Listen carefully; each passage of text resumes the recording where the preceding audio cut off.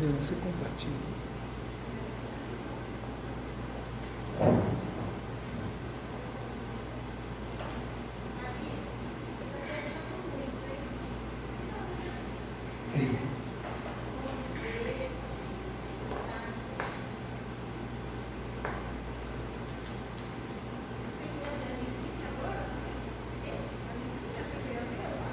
Não, a Licinha ainda está de castigo. Eu acho que ela deve estar assistindo, não vou falar dela, não. Vai que ela liga comigo. Mas comigo Não, ainda não. Mas aí é ela, né? Família. Mas está liberado, se não quiser vir. Viu, Licinha, se estiver assistindo? Meus irmãos, vamos começar o nosso estudo nessa noite, nosso momento de aprendizado da palavra. Já estamos, eu acho que estamos transmitindo aí, né? Então eu quero dar as boas-vindas para os irmãos que também estão participando conosco de forma online ou pela internet. Vamos orar, vamos dar início? Senhor nosso Deus e Pai, Deus Santo, muito obrigado por esta noite que nos reunimos aqui para aprender um pouco mais da Tua Palavra, Senhor. Pedimos a Deus que esse tempo seja um tempo proveitoso, seja um tempo, Pai, edificante e transformador, que ao sairmos daqui, saiamos com o desejo de ler mais a Sagrada Escritura e ser servo da Tua Palavra e viver pela Tua Palavra. Nos abençoe, nós oramos em nome de Jesus Cristo. Amém, Deus. Vamos abrir nossas Bíblias em Gênesis 39. Agora chegamos no capítulo 39.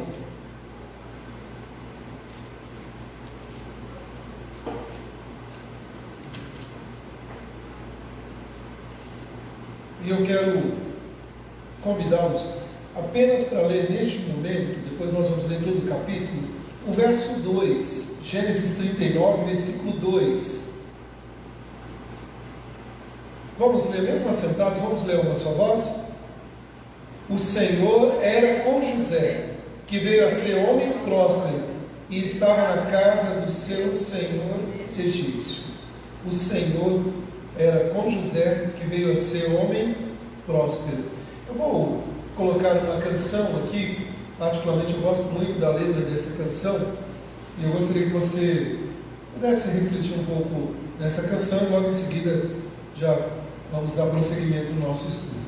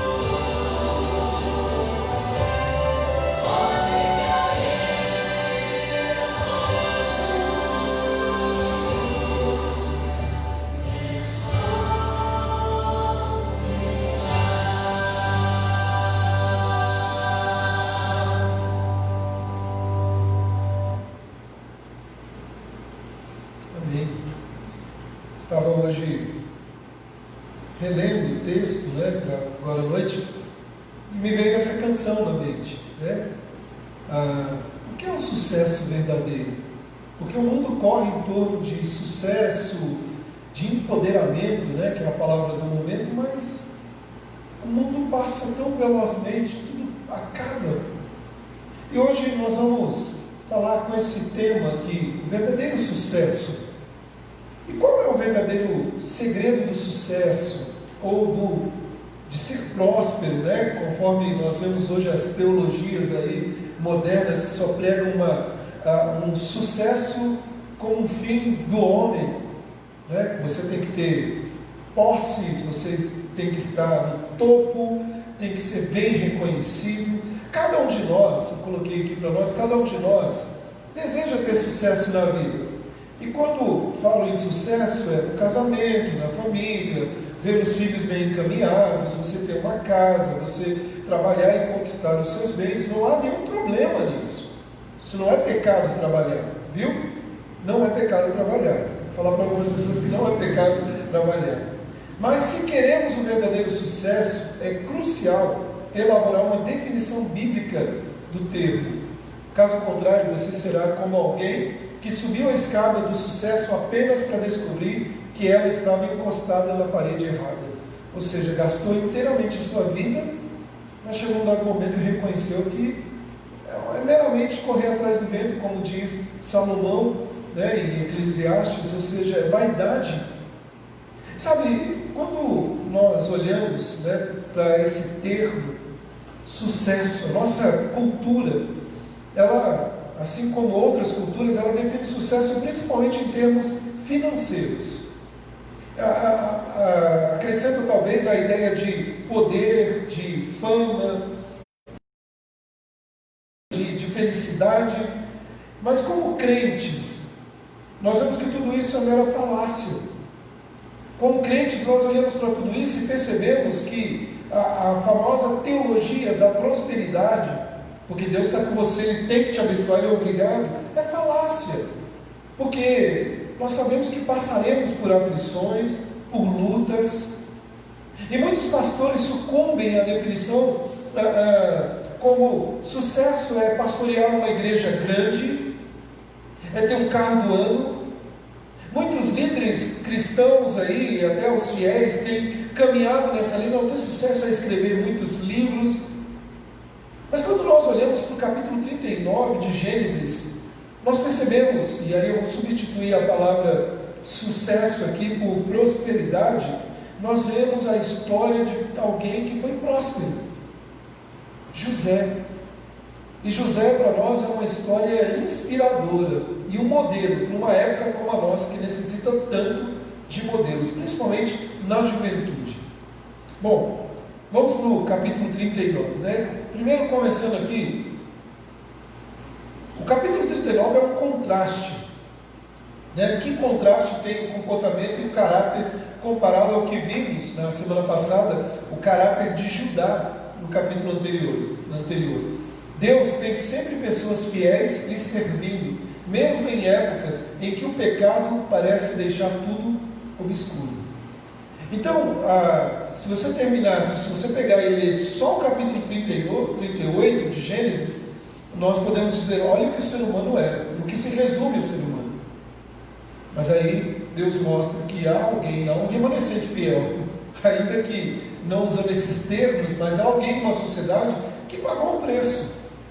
Alguém que tinha todos os motivos para se aproveitar das oportunidades, conforme nós conhecemos um pouco da história, mas ele assim não o fez. Bom, antes da gente ler o texto propriamente, a título apenas de curiosidade, ou de trazer para nós alguns apontamentos nesse capítulo 39, eu coloquei essa foto aí porque a vida de José é uma vida que vai da casa da nobreza até a masmorra, até ali a prisão, né? Então eu fiz uma montagem aí. Existem alguns paralelos entre a ascensão de José ao primeiro lugar na casa de Potifar e a sua experiência na prisão.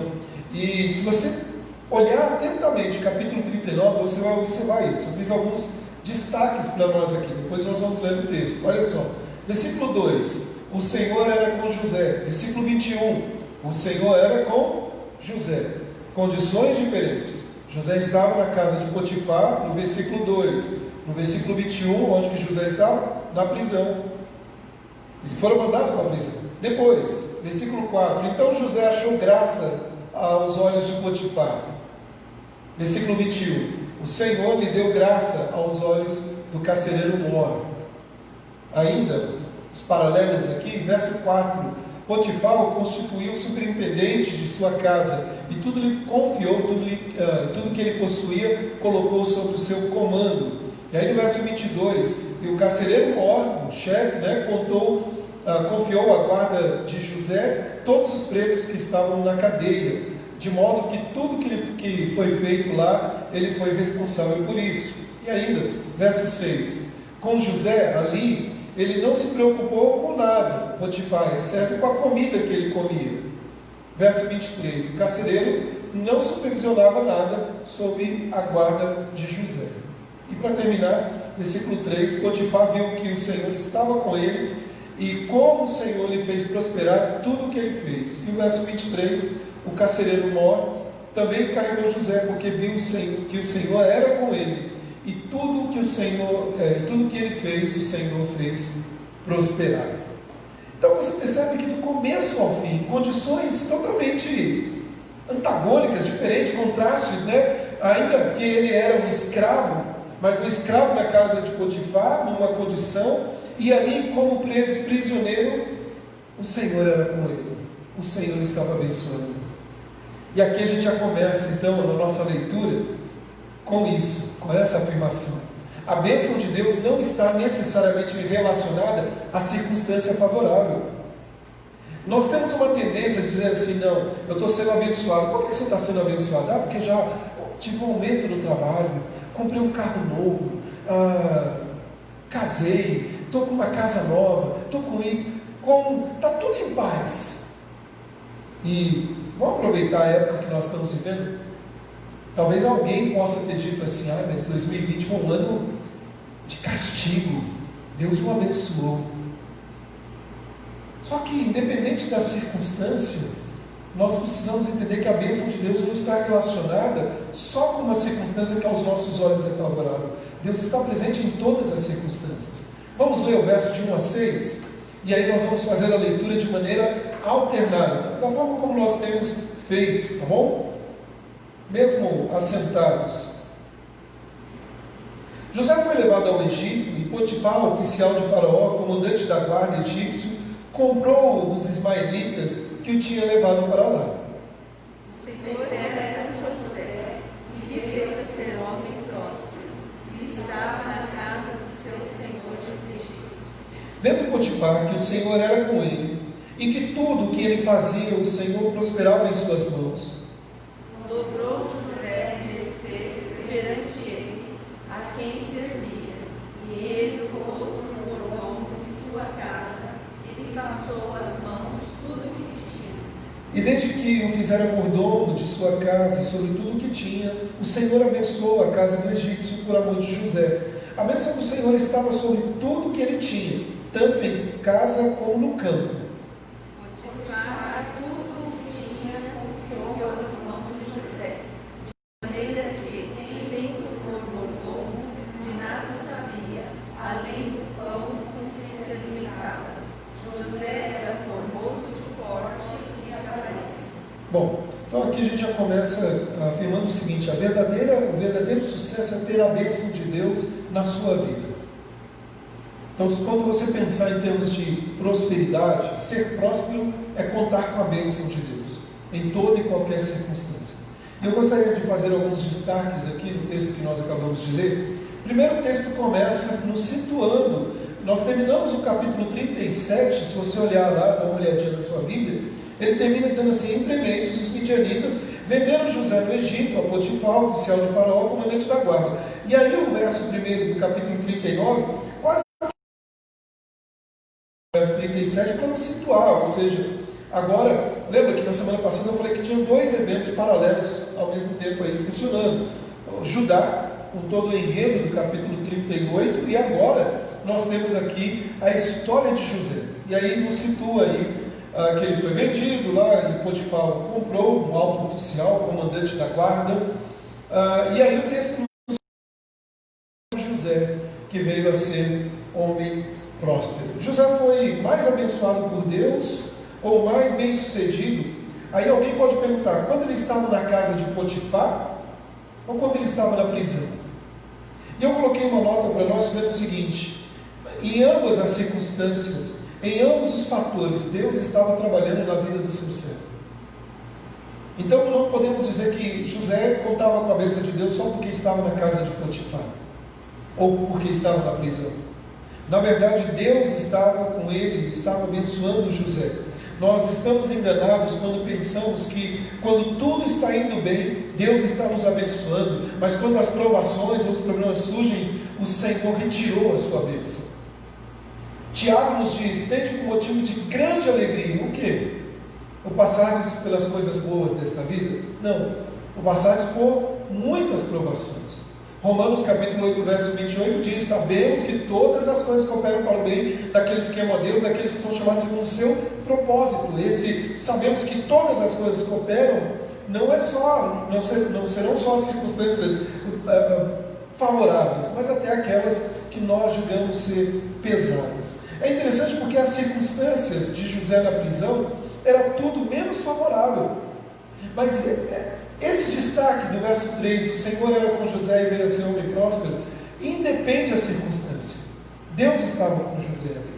Bom, aí o texto continua dizendo: vendo Potifar, mais uma vez a reafirmação, que o Senhor era com ele, e que tudo que ele fazia, o Senhor prosperava em suas mãos, logrou José vencer perante ele, a quem servia, e ele o pôs como mordomo da sua casa, e lhe passou tudo às suas mãos, tudo que ele tinha, ele confiou às suas mãos. É interessante que Potifar observa, a bênção de Deus na vida de José era algo notório, mas isso não é novidade no texto. Em muitos momentos aqui no livro dos Salmos, no livro de Gênesis, nós vemos Deus abençoando. Lembra de Jacó e o seu sogro Labão? Lembra que Deus estava abençoando e Labão começou: opa, Deus está com esse rapaz aqui, e eu não posso perder um funcionário tão bom igual esse. Ele faz uma proposta ali para Jacó, que fica com ele mais um tempo. Uma das coisas que nós precisamos observar é que a promessa de Deus de estar com o seu povo é um tema importantíssimo da Sagrada Escritura, e aqui aparece diversas vezes. Vamos dar uma olhadinha? Alguém lê para nós o capítulo 21, verso 22. Um outro irmão, capítulo 26, o verso 3, aqui de Gênesis. E para você não ficar triste porque não sobrou texto para você, outro irmão, 28, 15. Vamos lá? 21, 22. É só voltar um pouco. Por esse tempo, Abimeleque e Ficol, comandante do seu exército, disseram a Abraão: Deus é contigo tudo que fazes. Então veja só, é interessante porque o texto diz que Deus era como Abraão em tudo que ele fazia. Ou seja, Deus estava abençoando Abraão, estava com ele. Agora, vamos ler o próximo, 26, verso 3.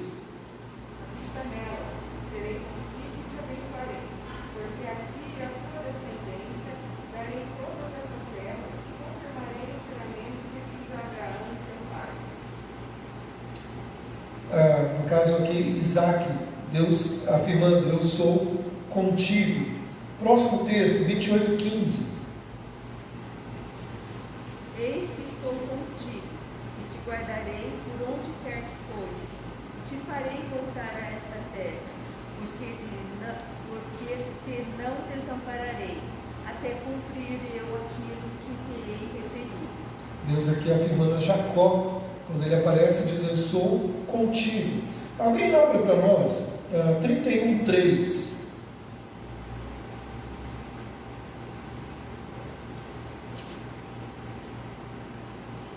Disse o Senhor a Jacó: torna a terra de teus pais e a tua parentela, e eu serei contigo. Então veja que esse tema, a reafirmação: eu estou contigo, eu estou contigo, e a bênção só vem diante disso, da presença do Senhor. Sabe, a bênção de Deus vem independente das circunstâncias, a gente está adiantando no texto aqui, porque a presença dele é real. Esse é o verdadeiro segredo de ser abençoado. Mas olha, vamos continuar no texto aqui, e eu quero fazer depois alguns apontamentos. E desde que fizeram mordomo de sua casa, e sobre tudo que tinha, o Senhor, mais uma vez a reafirmação, o Senhor abençoou a casa do egípcio por amor de José. É interessante que nós sabemos que quando lá no capítulo 12, Deus diz para Abraão assim, se tu uma bênção, de ti serão abençoadas as nações, tudo. Nós sabemos que aponta para Cristo, mas essa bênção do Senhor na vida do seu povo não ficava contida, a gente vai falar disso daqui a pouco, só para ele. Isso se estendia a outros. No caso de Jacó, a Labão. No caso de José, a Potifar. Veja que o texto está dizendo que a casa do egípcio também era abençoada por amor a José. E a bênção do Senhor estava sobre tudo que tinha, tanto em casa como no campo. Potifar tudo que tinha confiou às mãos de José, de maneira que, tendo por mordomo, de nada sabia além do pão com que se alimentava. José era formoso de porte e de aparência. É interessante que essa expressão, José era formoso de porte e aparência, é a mesma palavra que aparece aqui, aparece também dizendo acerca da sua mãe. Quem era a mãe de José? Lia? Teste. Está falando nota. É Lia? Não, Raquel. E o texto fala que ela era formosa. É a mesma palavra. Eu diria que, arrisco dizer que José herdou a beleza da mãe, né? E aqui o texto diz então que ele era de porte, de aparência, e não é por um acaso que o texto está dizendo isso, porque depois nós vamos ver que isso chamou a atenção da mulher de Potifar. Qual o nome da mulher de Potifar? Não, Ishi não. Não fala, tá bom. Pensei que alguém ia falar Potífera. Não, é porque uma vez alguém falou isso, não é Potífera. Mas meus irmãos, vamos lá. Algumas questões que eu gostaria de destacar nesses primeiros versos. Primeiro, ao trabalhar para Potifar, José se familiarizou com os costumes e a língua egípcia. Isso seria útil para ele mais tarde. Uma das coisas que a gente precisa entender, e uma palavrinha que é recorrente, é a doutrina da providência. Deus não está fazendo aqui não tenho o que fazer, um plano B, eu vou tentar dar um jeito. Não, Deus está trabalhando na vida do seu servo, mesmo que ele não enxergue, mesmo que foi vendido como escravo e agora trabalhando ali na casa de um alto comandante, mas ao trabalhar na casa de Potifar, ele está se familiarizando com todo o costume ali do Egito, e isso seria muito útil mais tarde. É aquela ferramenta que na hora você não entende, mas depois ela vem a ser essencial. Segundo lugar, José pôde aprender a administração enquanto cuidava dos negócios de um negócio, de uma casa, de uma grande fazenda, né, do campo. Se você olhar, ou de uma grande fazenda, o texto diz que ele estava responsável pelos negócios domésticos da casa e também no campo. Não há dúvidas de que esta experiência foi de valor inestimável quando ele foi promovido pelo faraó. José aprendeu a respeitar o perigo da tentação, isso a gente vai ver daqui a pouco, e ficou fortalecido para enfrentar os conflitos futuros. Andar em lugares escorregadios nos torna cautelosos, e Deus está trabalhando na vida do teu servo ali. Ainda, irmãos, José foi lançado na prisão, verso 7 já começa a mudar a cena aí, onde encontraria o padeiro e o copeiro de Faraó, capítulo 40 narra isso para nós. Na providência de Deus, isso serviu para promovê-lo. Lembra o capítulo 50, verso 20, quando José disse para os seus irmãos: vocês intentaram mal contra mim, mas Deus o que ele fez? Transformou o mal em bem. Às vezes nós não estamos enxergando o porquê de tudo isso. Agora, é perigoso quando nós fazemos uma afirmação que eu já ouvi gente fazer como aplicação. Não, Deus está te mandando para você ir lá no pior lugar, porque Ele vai te exaltar para ser cabeça, o grande homem. Cuidado, porque se você não tiver caráter e nem temor de Deus, você não vai para lugar nenhum. Não é porque você está na miséria que é o plano de Deus que eu estou ali. Muitas vezes é porque você escolheu isso. A gente tem que tomar muito cuidado com isso, de pegar essas narrativas e querer fazer aplicações sem ver a devida aplicação do texto. Deus está trabalhando na vida do seu servo e isso serve de modelo para nós, de fidelidade e de compromisso que o Senhor tem com os seus filhos. Eu coloquei para nós o seguinte: muitos dos conflitos na vida do cristão servem de preparo para os serviços futuros. Deus molda e dispõe os seus soldados, e somente Ele é quem tem e entende o panorama geral dos planos. Muitas vezes nos sentimos abandonados por Deus, quando na verdade estamos simplesmente num período de treinamento. Quando eu falo treinamento, a gente tem que pensar que na vida dos seus servos do passado, assim como na nossa, nós podemos destacar muitos e muitos servos do Senhor ali sendo moldados. Moisés, com toda a capacidade, teve que amargar 40 anos no deserto. Davi, escolhido na juventude, teve que estar entre os desertos aí. Paulo, com toda a experiência que ele tinha, poderia ser um professor de faculdade teológica, o doutor Paulo, mas passou por momentos difíceis, até o ponto de ficar recluso em Tarso e depois ter que ser moldado ao longo do tempo. Então, quando nós olhamos para a vida de José, nós percebemos isso. O Senhor está trabalhando, o Senhor está cuidando da vida do seu servo. E não perca isso de vista, porque se há uma repetição no texto, ele quer nos chamar a atenção. E a repetição no texto é: o Senhor era com José e ele foi abençoado. O Senhor era com José, o Senhor era com José. Não, mas o Senhor era com José quando as coisas estavam boas. Não, em todo o tempo o Senhor era com José. Vamos continuar a leitura? Então, em primeiro lugar, destacar isso: a bênção de Deus não está necessariamente relacionada às circunstâncias favoráveis. Cuidado para você não colocar que Deus está te abençoando só porque está tudo muito bem. Pelo contrário, muitas vezes, quando tudo vai bem, nós tendemos a relaxar. Eu já disse isso lá atrás, em alguns momentos, quando passamos por lutas, por problemas de saúde, problemas de aflição na nossa vida. Quantas vezes dobramos os joelhos para orar, para buscar a Deus? Então, independente da circunstância, conte com a bênção de Deus. Isso é, de fato, ser bem-sucedido, próspero, é a presença de Deus. Vamos lá. A bênção de Deus está relacionada à integridade pessoal em todas as áreas da vida. E aí vem o versículo 7 a 20. Vamos ler praticamente quase todo o capítulo, versos 7 a 20, de maneira alternada. Aconteceu depois destas coisas que a mulher de seu senhor pôs os olhos em José e lhe disse: deita-te comigo. Ele, porém, recusou e disse à mulher do seu senhor: tem-me por mordomo meu senhor, e não sabe do que me agrada, pois tudo o que tem passou ele às minhas mãos. Ele não é maior do que eu nesta casa, e nenhuma coisa me vedou, senão a ti, porque és sua mulher. Como, pois, cometeria eu tamanha maldade e pecaria contra Deus? Falando ela a José todos os dias, e não lhe dando ele ouvidos, para se deitar com ela e estar com ela.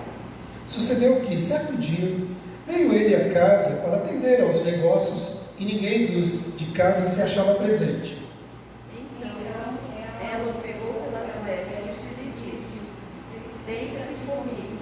Ele, porém, deixando as vestes nas mãos dela, saiu fugindo para fora.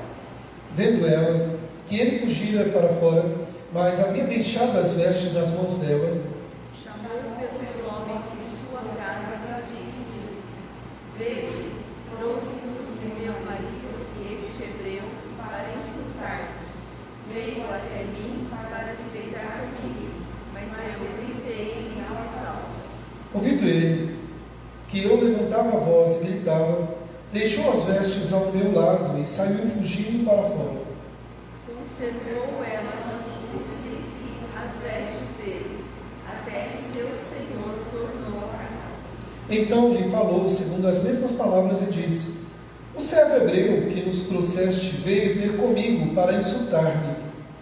Quando, porém, levantei a voz e gritei, ele, deixando as vestes ao meu lado, fugiu para fora. Tendo o Senhor ouvido as palavras de sua mulher, como lhe tinha dito, desta maneira me fez o teu servo, então se lhe acendeu a ira.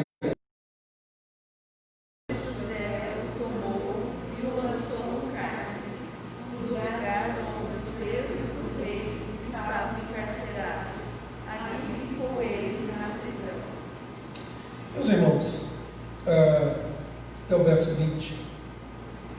É muito interessante porque, vamos pensar nos nossos dias, daqui a pouco a gente volta para o nosso texto aqui, né?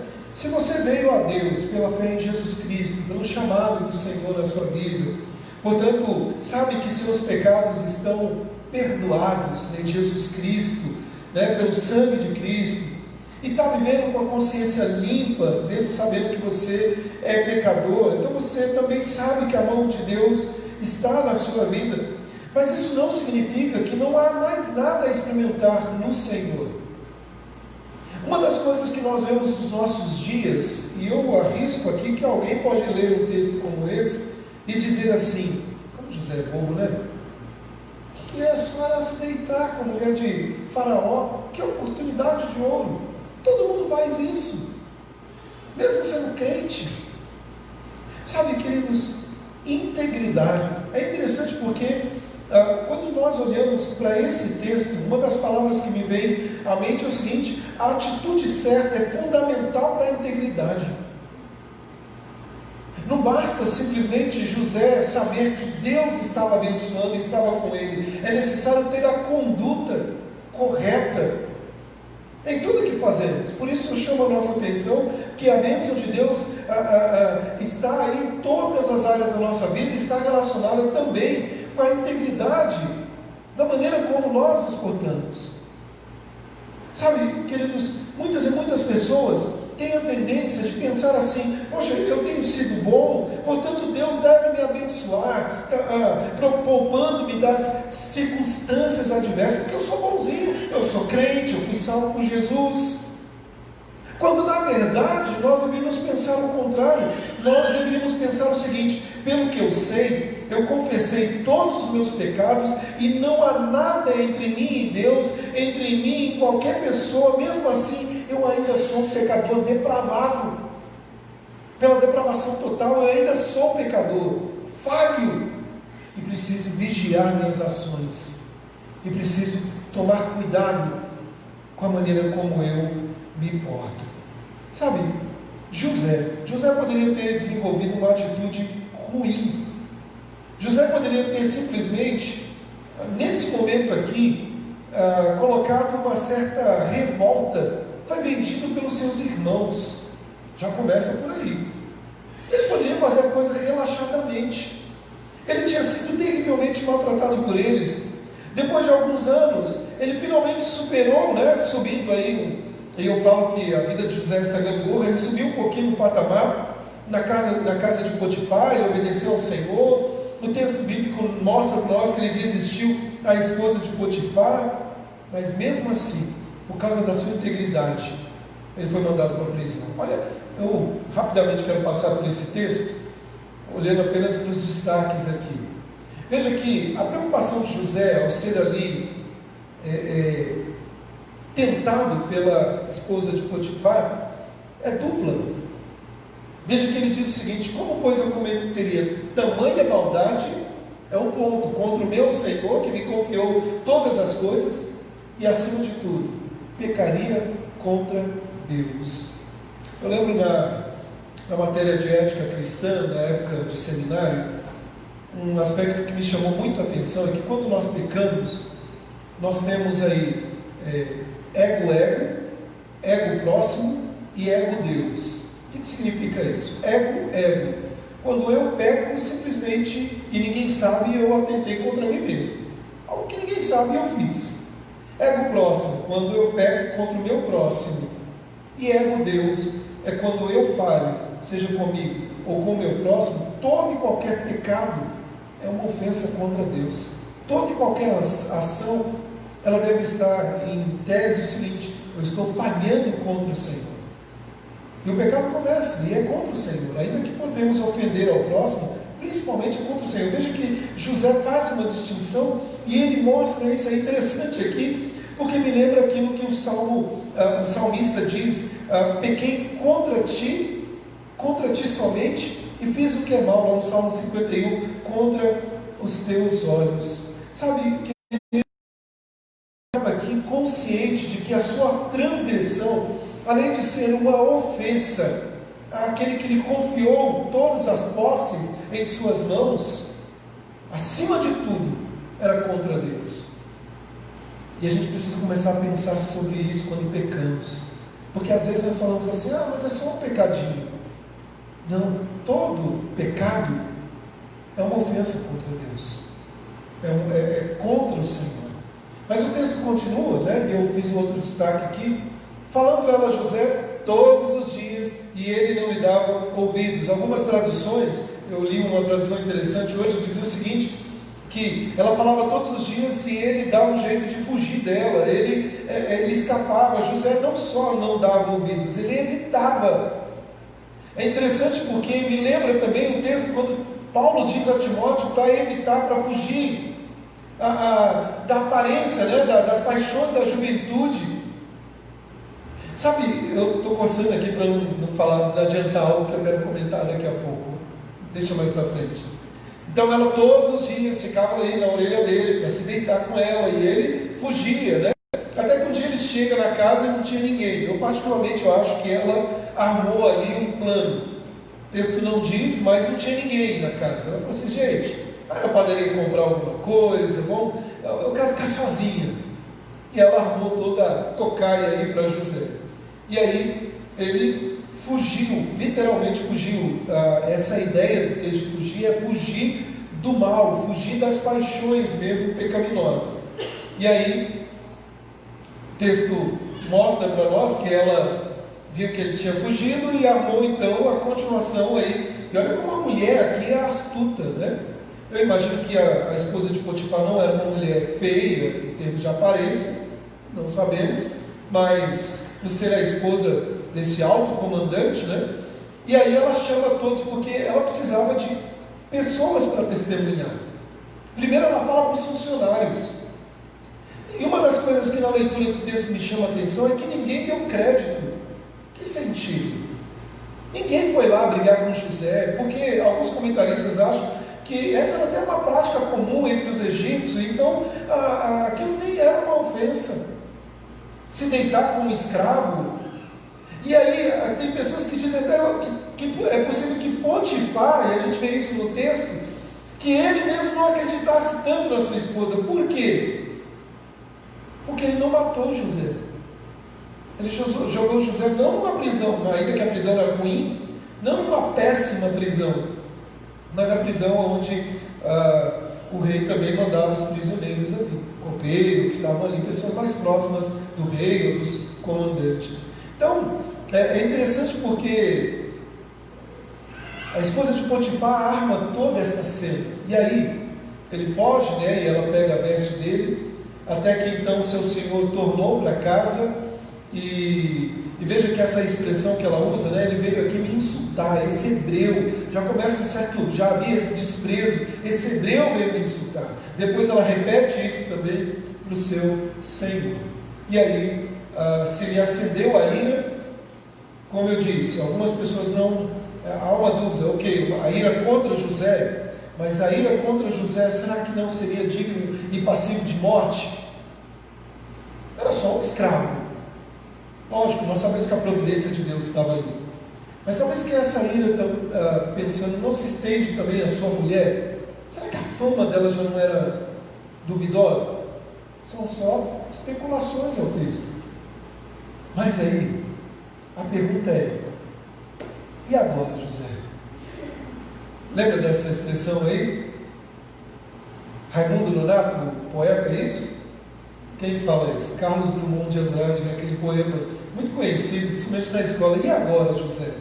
A festa acabou, né? Agora você não foi para a prisão, e agora? Como é que vai ser? Algumas questões que eu gostaria de destacar aqui para nós. Primeiro, José era um jovem solteiro.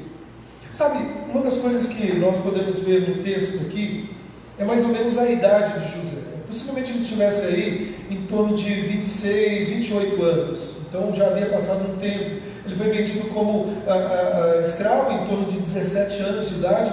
Alguns acreditam que há um tempo aí, entre os 17 até os 28 anos de idade. Isso porque o texto mostra para nós alguns indicativos. Olha aí na sua Bíblia, capítulo 40, versículo... Só um minutinho que eu já falo para os irmãos.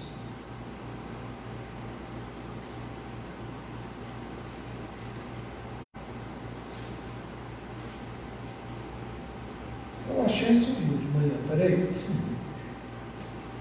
Se alguém vê 2 anos aí, foi o tempo que ele ficou ali na prisão, tá?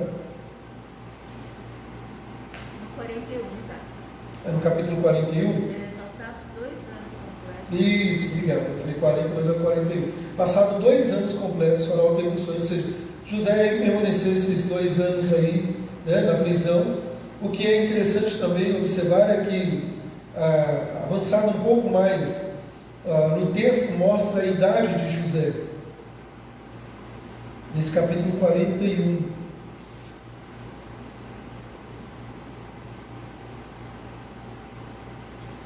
Só um minutinho, irmãos, que eu já mostro aqui para vocês. Aqui, verso 46, do capítulo 41. Era José da idade de 30 anos quando se apresentou a Faraó, rei do Egito, e andou por toda a terra. Então, 2 anos a menos, 28 anos de idade, pensando aí um pouquinho menos, 26, 27, 28 anos, para a gente arredondar a conta aqui. Então era um jovem, formoso, solteiro, e um detalhe, né? Escravo. Para ele isso dava status. A grande frase que poderia José dizer é: o que eu tenho a perder com isso? Deitar com a mulher de Potifar. Veja, as investidas desta mulher, que ocupava aí uma posição de destaque, era status. José poderia muito bem falar assim: opa, e até levar vantagem nessa questão. A situação poderia, sem dúvida, ter sido usada para enriquecer ou dar uma posição de poder para José. Quem melhor para dizer para Potifar, dar referências, do que a mulher dele? Falando para ele: ó, coloca ele agora como um pouquinho melhor. E aqui vem um detalhe. Às vezes a gente quer fazer tantos acordos como Israel fez no passado e nos dias de hoje, achando que assim vamos ser abençoados. A bênção vem das mãos de Deus. A gente não precisa ficar fazendo manobras. Aí está aqui, ou dar uma posição a José. Talvez esta mulher tenha insinuado isto. Um romance com ela daria a José o controle sobre Potifar. Era um jovem, formoso ainda. A moral dos egípcios, como eu disse, era tão baixa que talvez ninguém olhasse para José como alguém que estivesse cometendo alguma coisa errada ou inesperada. Quem que vai falar? Quem que vai levantar a voz para falar para Potifar e a esposa dele falar o contrário? Ninguém vai se levantar. Fora isso, algumas questões que nós podemos destacar, né? E José permaneceu tão firme que é notório. Olha só, enquanto José resistia firmemente, ele foi cuidadoso em não repreender ou insultar esta mulher, pois até certo ponto ela ocupava uma posição de poder. Você não vê na fala de José dizer assim: ô Potifar, eu vou ficar com isso na cabeça, não faça isso, você não presta. Não.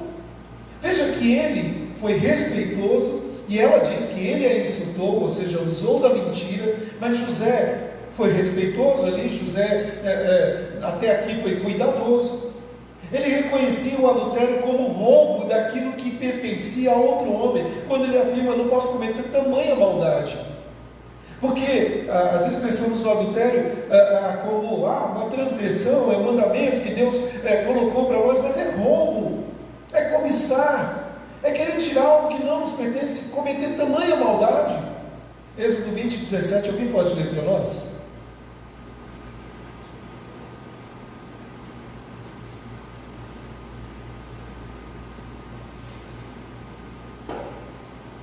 Êxodo 20. Não cobiçarás a casa do teu próximo, não cobiçarás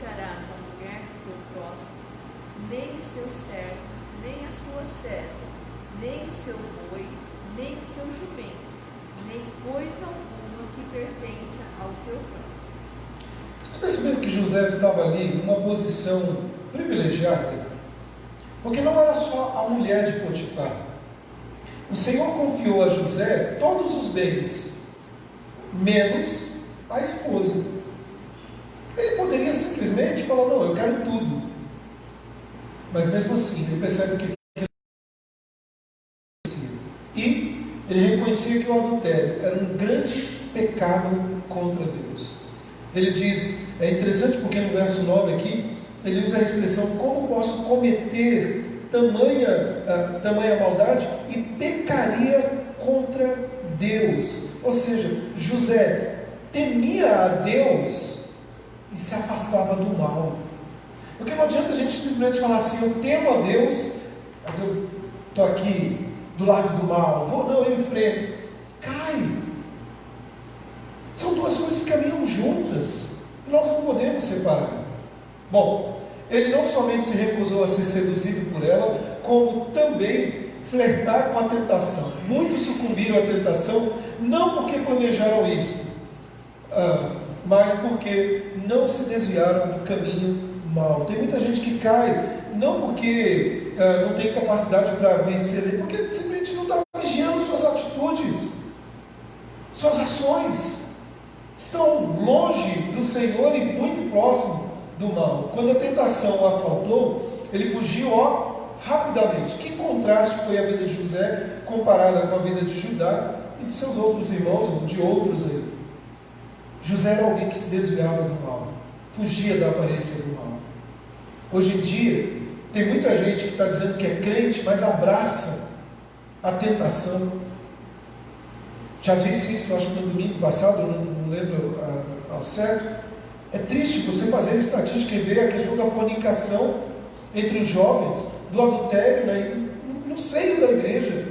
E depois a gente se pergunta, por que nós não somos abençoados? Por que a minha vida está sendo afundar cada vez mais?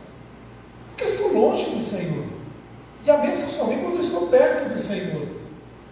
Deuteronômio 29 é muito claro acerca disso. Nós, se queremos ser abençoados, nós devemos estar junto do Senhor. E José era alguém que não apenas temia ao Senhor, mas era alguém que fugia da aparência do mal, alguém que sabia que tudo vinha das mãos do Senhor, e ele mostra isso. Eu gostaria de terminar com essa ideia para nós. A bênção de Deus deve ser usada como testemunho para as outras pessoas. Olha os versos finais aí, verso 21 a 23, vamos ler para a gente terminar? Vamos ler juntos, verso 21 a 23, de maneira alternada. O Senhor, porém, era com José, que lhe foi benigno e lhe deu mercê perante o carcereiro. O qual confiou às mãos de José todos os presos que estavam na cárcere, e ele fazia tudo quanto se devia fazer. E nenhum cuidado tinha o carcereiro de todas as coisas que estavam nas mãos de José, porquanto o Senhor era com ele, e tudo o que fazia, o Senhor prosperava. Sabe, meus irmãos, é interessante porque quando nós falamos de bênção, quando nós falamos de prosperidade, uma das coisas que é triste ver nos nossos dias é que a prosperidade sempre é voltada como homem no centro. Pelo menos o que é pregado na teologia. Por exemplo, vim para a igreja e agora nas entrevistas, tem um apartamento, tem uma casa na praia, tem 3 carros. Meus irmãos, o problema não é a riqueza. Se Deus quiser me dar 3 casas, um apartamento, uma casa na praia, eu vou desfrutar. Se Ele quiser. Se Ele não me der, Ele continua sendo meu Deus, louvado seja o Senhor. O problema não é a riqueza fruto do seu trabalho. O problema é quando nós queremos que esta bênção foque como homem no centro. A bênção de Deus, Deus nunca dá sua bênção para ser reprimida ou desperdiçada em nós mesmos, mas apenas para ser canalizada através de nós para outros. João Calvino ele entende que nós somos como poupanças espirituais, onde Deus tem prazer de abençoar os seus filhos para que eles possam abençoar a outros. Eu coloquei para nós o texto, né, só mostrando: o Senhor era com José, ele foi benigno, porquanto o Senhor era com José em tudo que ele fazia. Bom, conforme eu coloquei aqui, a maior bênção que ele dá, não é a riqueza material, mas o contentamento que acompanha a piedade. E aí nós temos que recorrer ao apóstolo Paulo quando ele diz: aprendi a estar contente em toda e qualquer circunstância. Por isso que ele pode dizer: tudo posso naquele que me fortalece. Porque Paulo soube o que é passar comendo dos melhores ali entre os doutores, mas teve que comer a comida na prisão. José comeu, porque estando na casa de Potifar, comeu de uma comida de qualidade, mas teve que amargar a prisão. E independente das circunstâncias, o que nós devemos olhar, o grande, talvez, tema neste capítulo é: o Senhor da bênção é o Deus da bênção em toda e qualquer circunstância. E essa bênção deve extrapolar, não apenas em nós, mas abençoar a outros. Eu coloquei para nós o seguinte: tanto Potifar como o carcereiro reconheceram a mão de Deus sobre José, porque viram em seus hábitos de trabalho. Duvido que ele tenha anunciado sua oração e tempo de silêncio na frente deles. Eles ficaram impressionados com os resultados no local de trabalho. Quando eles comentaram sobre isso, José teve o cuidado de dar glória a Deus, não a si mesmo. Sabe, é triste, eu confesso para vocês, é triste perceber que há um título ou uma máxima que se cunhou nos nossos dias dizendo o seguinte: eu não vendo para crente, porque crente é tudo caloteiro. Ou então: mas fulano não é crente, mas ele faz tanta coisa errada no trabalho. Veja que o Senhor era com José, e tudo que ele fazia prosperava. Não dá a ideia simplesmente de que tudo que ele fazia prosperava para ele, mas que tudo que ele fazia, ele mostrava que ele era intenso ali e buscava adorar a Deus, como o apóstolo Paulo diz, portanto, quer comais ou bebais, fazem tudo para a glória de Deus, e isso fica notório. E quando reconhecido, José não simplesmente olhava e falava assim: eu sou José, eu tive uma túnica maravilhosa, eu sou o cara. Mas ao invés disso, ele dava glória ao Senhor. E uma das coisas que me chama a atenção nesse texto, meus irmãos, é a expressão: o Senhor o fez próspero. Nunca nos esqueçamos disso. Por mais que suemos a camisa para trabalhar, para conquistar algum bem nessa vida, se não for o Senhor conosco, tudo perde o sentido. Pode até conseguir, tem muitos aí que não tem temor de Deus que consegue, mas tudo é pelas mãos do Senhor. É Ele que nos faz enriquecer e até empobrecer em certo sentido, moldando a nossa vida, trabalhando na nossa vida. Tudo isso deve ser feito para a glória dele. Eu termino aqui pensando aí acerca dessa bênção, né? E uma das coisas, só destacando, é que quando Deus abençoa José e o faz próspero, Deus fez próspero a casa de Potifar, e Deus fez próspero a prisão. Se você olhar o texto, termina dizendo que até ali na prisão, e o copeiro mora, o copeiro-chefe encarregou ele dos cuidados ali. Eu ouvi uma frase, não sei de quem que é, faz tempo isso: dê frutos aonde Deus te colocar. Você pode ser o homem mais importante desse país, ou você pode ser só um funcionário de uma empresa. Dê frutos aonde Deus te colocar. A bênção de Deus deve ser buscada acima de tudo. Sabe, eu não tenho nenhum problema em afirmar isso, meus irmãos, porque se é para buscar sucesso, prosperidade, que busquemos no lugar certo.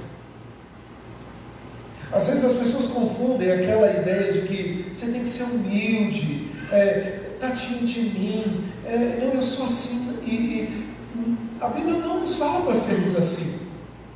A Bíblia fala que nós devemos direcionar a nossa vida para o Senhor. Ela mostra isso. Sabe, que tenhamos sucesso nos negócios dessa terra ou não, quer tenhamos prosperidade material ou não, né? Quer nos tornemos conhecidos ou poderosos ou não. O que conta, quando tudo é dito e feito, é que o Senhor está conosco. E se você não lembrar de nada nessa noite, de tudo aquilo que nós conversamos, não esqueça pelo menos essa expressão: o fato do Senhor estar presente. Essa é a bênção. Este capítulo repete 4 vezes: o Senhor estava com José, verso 2, verso 3, verso 21, verso 23. A Bíblia nos fala que se Deus é por nós, quem será contra nós? Mas às vezes nós gostamos de pensar o contrário. E se Deus é contra nós? Quem pode resistir? Deus me livre, eu que não quero. Eu quero andar com o Senhor. O salmista Davi, ele diz: ainda que eu ande pelo vale da sombra da morte, eu não temerei mal nenhum. Por quê? Porque eu sou o rei? Não, porque tu estás comigo. A promessa para Josué, tempos depois, é: Josué, seja forte e corajoso. Ou seja, mesmo tendo medo, caminhe, vá, porque o Senhor teu Deus é contigo. O povo de Israel muitas vezes se esqueceu que ele não precisava fazer aliança com outros povos. Por quê? Porque o Senhor era com ele. E nós precisamos nos lembrar disso. Se o Senhor está conosco, não há o que temer. Sabe, queridos, eu queria que você gravasse essa frase aí.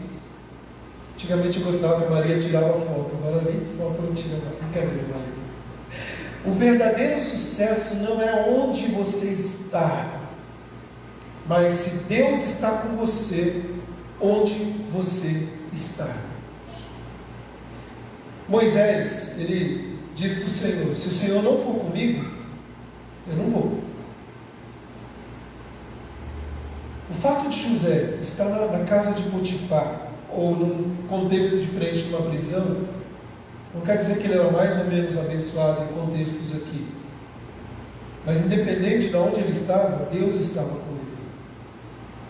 Sabe, nós vivemos na geração, e eu escrevi isso hoje, nós vivemos na geração empoderamento, Estou batendo nessa tecla. Na verdade, nós deveríamos ser a geração quebrantamento. A Bíblia fala que se você me buscar, você vai me achar. Ele é Deus presente. Mas às vezes nós nos esquecemos disso.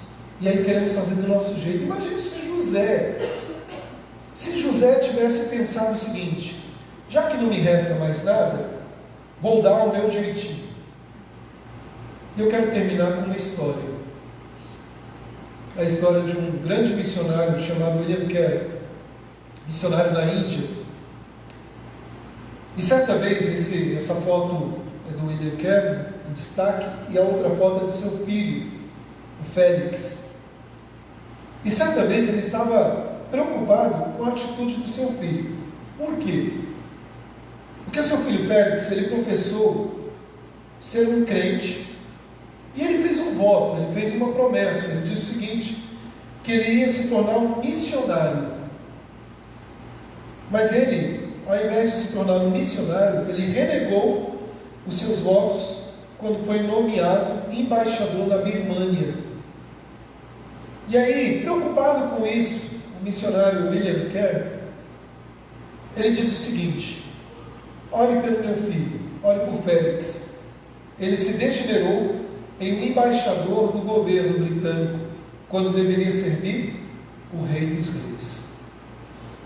Não estou dizendo aqui que se Deus quiser te colocar como um chefe de Estado, como uma personalidade, Deus pode fazer isso, como faz com José posteriormente. O problema não é esse. O problema é quando você diz: Senhor, eu quero te servir, eu estou contigo, mas depois ao longo do caminho você desvia, muda a sua perspectiva. Sabe, queridos, você pode viver uma vida cristã confortável, servir a igreja e ter sucesso em termos mundanos, mas se você não tem as bênçãos de Deus em sua vida, você perdeu o verdadeiro sucesso. O que é a bênção de Deus? Cheguei em casa hoje na hora do almoço, não foi de manhã, ontem, falei para a Fabiana: o que é a bênção de Deus? Então eu respondo isso pensando: o que é a eternidade? Falei com os adolescentes domingo, perguntei para eles: o que é a eternidade? Algo que não acaba. O que não acaba? Não sei.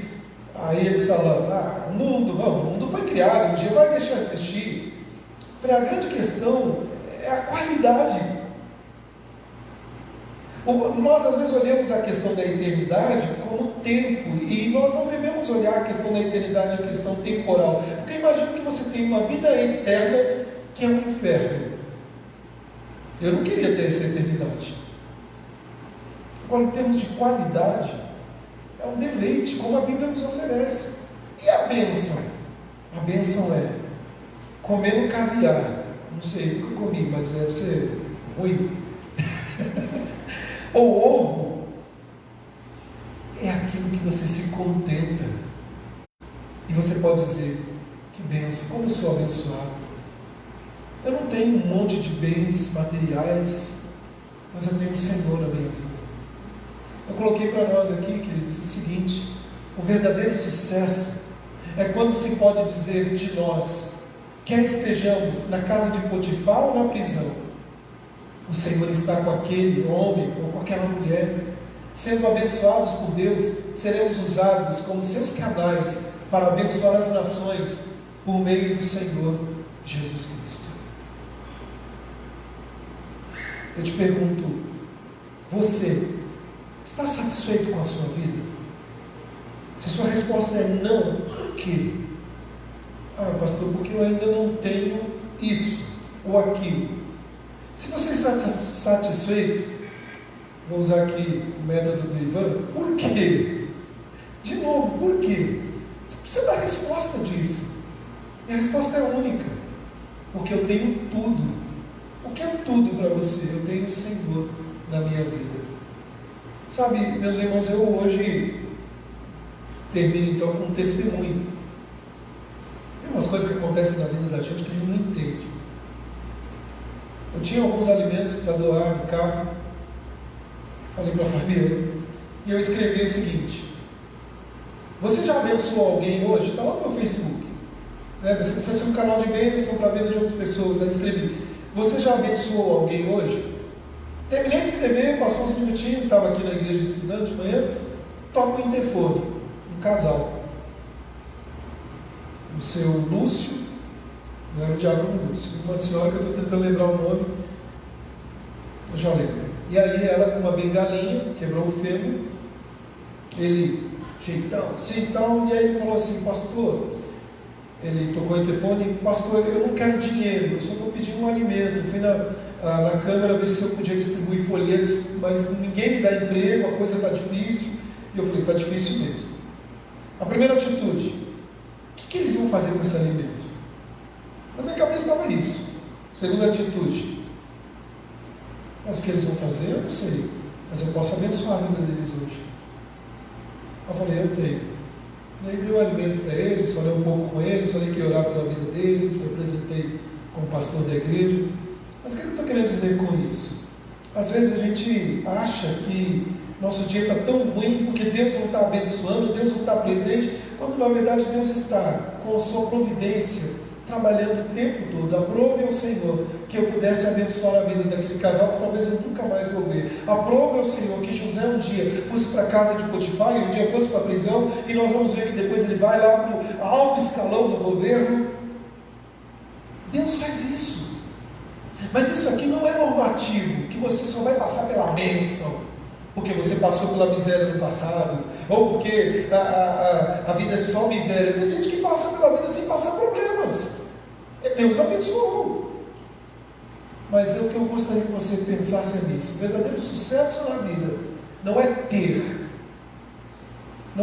bens materiais, é ter a presença de Deus na sua vida. Se você tem isso, você já é abençoado, você já é bem sucedido. Sabe por que você é bem sucedido? E vamos orar terminando. Porque em Cristo Jesus, se de fato você crê em Jesus Cristo, você já foi promovido. Você já não está mais morto espiritualmente, você já ressuscitou. Então eu tenho motivo para me alegrar hoje.